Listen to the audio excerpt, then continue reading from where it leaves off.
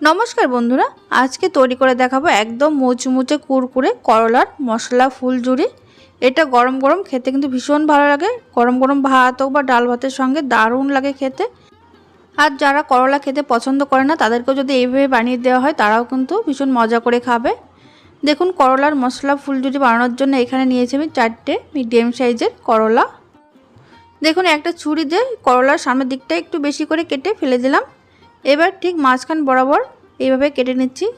তবে একেবারে দুই ভাগ করবে না, সামনের নিচের দিকটা যেন একটু বেশি করে একটু বাঁধানো থাকে সেইভাবে কেটে নিতে হবে। তারপরে আবারও মাঝখান বরাবর ঠিক এইভাবে কেটে নিচ্ছি। করলার বীজগুলো যদি একটু শক্ত হয়ে যায় তাহলে কিন্তু কাটতে অসুবিধা হবে, তখন এই বীজগুলো একটু ছাড়িয়ে নেবেন। এইভাবে চেপে ধরে আবারও ঠিক মাঝখান দিয়ে কেটে নেব। এখানে আমি মোট 8 ভাগ করে নেব এই করলাটা। এটা যত সরু করা যায়, মানে সরু করে কাটা যায় ততটাই ভালো হবে। আর ভেতরের বীজগুলো কিন্তু একটা চামচ হোক বা একটা ছুরির সাহায্যে এইভাবে বের করে নেবেন। আর যদি এটা ছুরি দিয়ে কাটতে অসুবিধা হয় তাহলে আপনারা এইভাবে একই পদ্ধতিতে বটি দিয়েও কেটে নিতে পারেন। দেখুন, এখানে 4টে করলা আমার কেটে নেওয়া হয়ে গেছে। এবার একটা বাটিতে বেশ খানিকটা জল নিয়েছি, উষ্ণ গরম জল।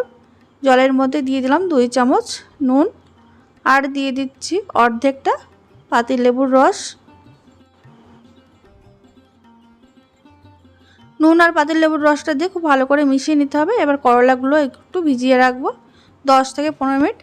এতে করে করলাটা বেশ নরমও হবে আর একটু তিতকুটে ভাবও কিন্তু কেটে যাবে। আর করলার গায়ে যেসব নোংরাগুলো, মানে ভেতর দিকটা যেগুলো ভেতরে ঢুকে থাকে নোংরাগুলো পরিষ্কার করতে বড্ড অসুবিধা। এইভাবে যদি ভিজিয়ে রাখা হয় তাহলে সেগুলো কিন্তু বেরিয়ে যায়। এইভাবে 15 মিনিট ভিজিয়ে রাখার পর আমি জল দিয়ে আরও 2বার ভালো করে ধুয়ে নিয়েছি। এবার একটা ছাঁকনিতে করে এইভাবে 2 থেকে 3 মিনিট রেখে দেবো, এতে করে এক্সট্রা জল বেরিয়ে যাবে। এবার অন্যদিকে একটা বাটি নিয়েছি, বাটির মধ্যে দিয়ে দিচ্ছি আমি 4 টেবিল চামচ বেসন। এবার এর মধ্যে দিয়ে দেব 2 চামচ কর্নফ্লাওয়ার।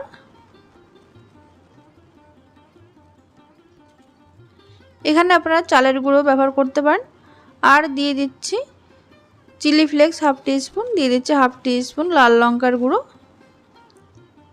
এবার দিয়ে দেব সামান্য জোয়ান, দিয়ে দিচ্ছি স্বাদ মতো নুন, দিয়ে দিচ্ছি হাফ টিস্পুন হলুদ গুঁড়ো।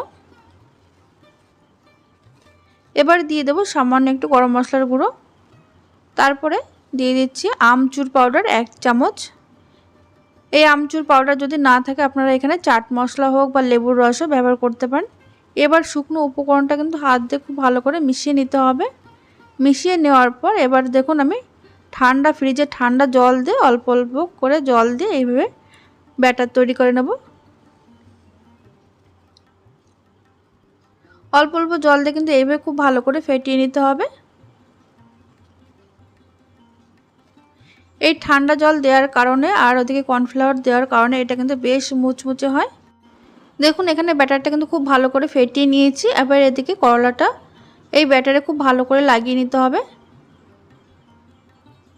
হাত দিয়ে খুব ভালো করে এই যে করলার ভেতরটাও কিন্তু এই ব্যাটারটা দিয়ে খুব ভালো করে মিশিয়ে নেব।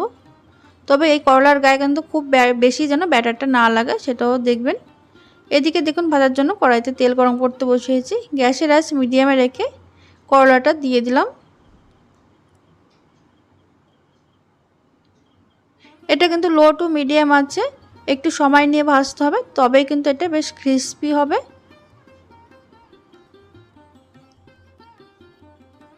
এইভাবে আপনারা অবশ্যই বাড়িতে বানিয়ে খেয়ে দেখবেন, ভীষণ ভালো হয় খেতে। দেখুন, এটা কিন্তু একদম কুরকুরে করে ভাজা হয়ে গেছে। এবার তেল থেকে তুলে নেব। একইভাবে আমি আরেকটা দিয়ে দিচ্ছি, দিয়ে কিন্তু এইভাবে খুন্তি দিয়ে একটু চেপে দিলে একটু ফুলের মতন ছড়িয়ে যাবে ইয়েগুলো, করলার যে পাপড়িগুলো তৈরি হচ্ছে সেইগুলো। এইভাবে উল্টে পাল্টে সবগুলো আমি ভেজে নেব। তাহলে বন্ধুরা আপনারা দেখতেই পেলেন করলার ফুলঝুরি একদম রেডি হয়ে গেছে। ভিডিওটি ভালো লাগলে লাইক আর সাবস্ক্রাইব করে পাশে থাকবেন আর প্রচুর শেয়ার করে দেবেন।